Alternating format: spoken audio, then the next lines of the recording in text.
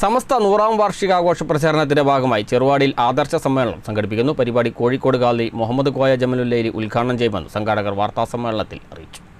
ഫെബ്രുവരി 4 മുതൽ 8 വരെ കാസർഗോഡ് നടക്കുന്ന സമസ്ത 100ാം വാർഷിക മഹാസമ്മേളനത്തിന്റെ പ്രചാരണാർത്ഥമാണ് ചെറുവാടി റേഞ്ച് തല സ്വാഗത സംഘത്തിന്റെ ആഭിമുഖ്യത്തിൽ ഈ മാസം 24 ഞായറാഴ്ച വൈകുന്നേരം 7 മണിക്ക് ചെറുവാടിയിൽ സമസ്ത ആദർശ സമ്മേളനം സംഘടിപ്പിക്കുന്നത്. നബിദിനാഘോഷം ഇസ്ലാമികം തന്നെ എന്നതാണ് ചർച്ച ചെയ്യപ്പെടുന്ന പ്രധാന വിഷയം. മുസ്ലിം സമുദായം 14 നൂറ്റാണ്ടുകളായി ആചരിച്ചു വരുന്ന നബിദിനാഘോഷം അനിസ്ലാമികമാണെന്ന വാദമുയർത്തി സമുദായത്തിലെ ചെറിയൊരു വിഭാഗം തെറ്റിദ്ധരിപ്പിക്കുകയാണെന്ന് സംഘാടകർ മുഖത്ത് വാർത്താ സമ്മേളനത്തിൽ അറിയിച്ചു.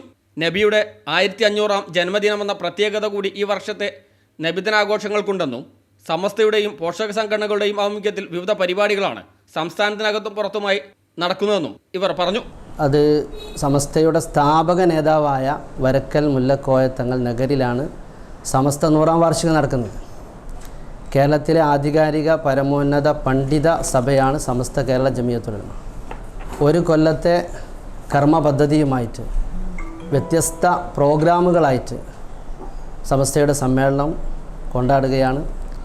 100ാം വാർഷികത്തിൻ്റെ ഭാഗമായി കൊടിയത്തൂർ പഞ്ചായത്തിലെ റേഞ്ച് SYS സമസ്ത കോർഡിനേഷൻ സമിതി സംഘടിപ്പിക്കുന്ന നബിദിനാഘോഷം ഇസ്ലാമികം തന്നെ എന്ന പ്രമേയത്തിൽ അതിൻ്റെ ആധികാരികത തെളിയിച്ചുകൊണ്ട് ഈ വരുന്ന 24-ന് വരുന്ന ഞായറാഴ്ച ചെറുവാടിയിൽ വെച്ചുകൊണ്ട് ആദർശ സമ്മേളനം നടക്കുകയാണ്. നബിദിനാഘോഷത്തെ ചോദ്യം ചെയ്തുകൊണ്ട് കഴിഞ്ഞ ആഴ്ച ചെറുവാടിയിൽ ഒരു വിഭാഗം നടത്തിയ മുഖാമുഖ പരിപാടിയിലെ തെറ്റായ പരാമർശങ്ങൾക്ക് മറുപടി പറയുക കൂടിയാണ് പരിപാടിയുടെ ലക്ഷ്യം. സമസ്ത കേന്ദ്ര മുഷാവറ അംഗം വളവണ്ണ അബൂബക്കർ താരിമിയുടെ അധ്യക്ഷതയിൽ കോഴിക്കോട് ഖാസി മുഹമ്മദ് കോയ ജമലുല്ലൈലി പരിപാടി ഉദ്ഘാടനം ചെയ്യും. ആദർശവേദികളിലെ യുവ പണ്ഡിതൻ മുസ്തഫ അഷ്റഫി കക്കുപടി LCD ക്ലിപ്പിംഗ് സഹിതം വിഷയാവതരണം നടത്തും.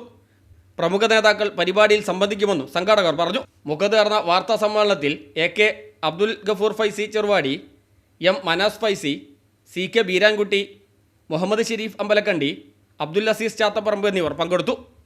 News bureau, Mukkam.